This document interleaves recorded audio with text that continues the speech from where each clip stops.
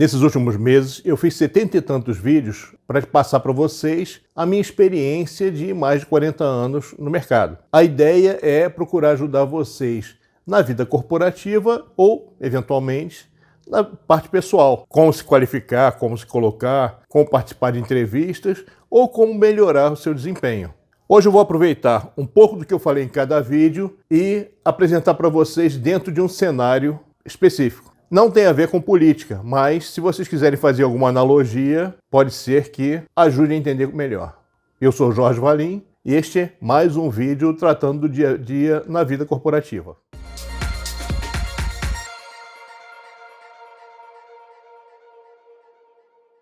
A coisa mais importante a se considerar é o chamado contexto. O contexto é o conjunto de situações internas e externas que influenciam no desempenho das organizações. Então, eu tenho que sempre avaliar o contexto, ou por outra, eu tenho que sempre avaliar dentro de um contexto. Eu tive um professor de história que ele dizia que você não pode estudar história sem um contexto de tempo e espaço. Onde você está falando e o que você está falando. Porque quando você considera isoladamente, as coisas podem não fazer sentido. Porque a história evolui, as organizações evoluem e a situação de uma organização evolui. Então eu não posso julgar hoje o que aconteceu ontem, há uma semana, há um mês, há um ano, há um século, com o mesmo ponto de vista de hoje. Eu tenho que entender onde eu estava. Isso cria muita polêmica quando eu quero usar a lente de hoje para tratar de um assunto antigo. Então você tem que sempre considerar o contexto. Dentro de um contexto, você tem que ver qual o seu papel ou qual o papel que te interessa. Notem que, durante a Segunda Guerra Mundial, existia na França mais de um governo. Uns de um lado, outros de outro, existia uma oposição. Uns favoráveis aos alemães, outros contrários. Alguns contrários, mas dentro da situação para poder agir melhor. Outros agiam exclusivamente fora das organizações para ter um resultado que eles consideravam melhor e mais fácil. Então, nós falamos em contexto no início da nossa organização. Só que eu tenho que ter um objetivo, uma meta.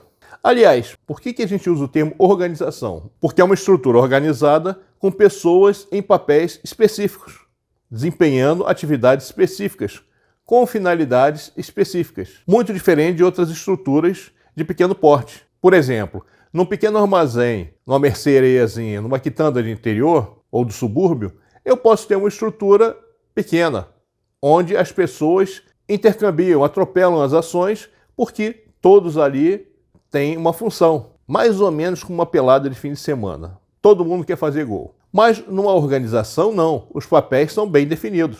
Em um dos vídeos eu falo que a estrutura básica de uma organização é alguém produz, então alguém vende e alguém entrega. Então você tem esses 3 pontos sempre na organização. Alguém produz, atividade fim, alguém vende, contato com o cliente na entrada, e alguém entrega, contato com o cliente na saída. Todo o restante é suporte para essa atividade. Mas, em uma organização, não pode haver atropelo. As pessoas têm que conversar entre si. Algumas vezes as pessoas falam, dão entrevistas a revistas, falam demais e depois vão procurar saber o que acontece, porque é o contexto que define as ações a serem tomadas. E é o dono da organização, já falei nisso, o dono da organização é que tem responsabilidade sobre a organização. Ele comanda as ações, ele tem que ter a certeza de que tudo vai sair bem para a organização. Faz algum tempo que existe a chamada governança corporativa, onde os donos das organizações são fiscalizados e vigiados para fazerem o que interessa à organização, não a fins pessoais. Então pensem nisso, a organização é uma estrutura onde cada um tem o seu papel, então ninguém pode tomar a frente de outro. Se não é sua atribuição, não mexa. Quando muito você pode tentar ajudar alguém a chegar ao caminho conversando com a pessoa. Se ela quiser ajuda, tudo bem, se não, não. Quem define as ações é a alta direção da organização, porque enquanto você pensa na sua família, já falei isso também, a alta direção pensa na família de todos. Enquanto você vê uma abordagem, a alta direção tem que entender ou saber de todas. Então a alta direção tem que conversar com várias pessoas, mas não vai ficar te dizendo, olha, eu falei isso com fulano, falei isso com fulano. Não, ele vai tomar a decisão na cabeça dele. Eu tive um chefe, achava ele muito inteligente, que ele tomava sempre decisões boas. Mas muitas das vezes ele chegava para mim e dizia assim, eu quero fazer isso, me convence que eu estou errado. Não só comigo, fazia isso com outras pessoas também. Mas era uma forma dele se certificar de que as decisões dele seriam as melhores, as que poderiam resolver mais os problemas. Então, pessoal, o contexto é utilizado pela alta direção, pelo dono do negócio, para estabelecer as linhas de ação da organização. Abaixo disso, cada macaco no seu galho. Cada um trata do seu assunto. Gestão é algo complexo. Não pode ser feito à parte. Não pode sair o pessoal batendo cabeça tentando solucionar os problemas. Um dos pontos onde pode ser melhor observado isso é o seguinte: futebol, onde existe algo extremamente desorganizado. Não é bagunçado, é desorganizado. É a pelada de fim de semana, onde o pessoal é escolhido em função de quem foi, quem compareceu, quem joga melhor, quem é amigo, quem não é amigo, quem é casado, quem é solteiro, são critérios altamente aleatórios. Nos times de futebol existem funções específicas, cada um atua em uma função específica e é esperado deste que atue de forma coerente dentro do seu quadrado, dentro da sua área. Mas existe um problema quando se trata de seleção.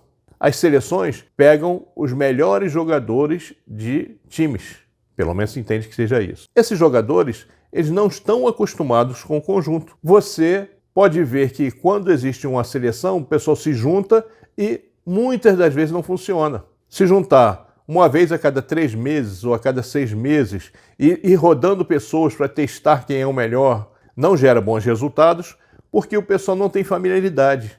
Quando existe um time jogando há bastante tempo, um intui onde o outro vai estar. Quando você estiver atuando em uma organização como gestor ou como peça atuante, faça o seguinte: procure saber como todos atuam em conjunto, onde cada um deve estar, o que cada um espera. Note que, eu já falei isso também, o que cada um espera, o que cada um deve fazer, como cada um deve se comportar. Pessoal, é muito relevante que vocês tenham noção do qual o papel de vocês e onde vocês pretendem chegar.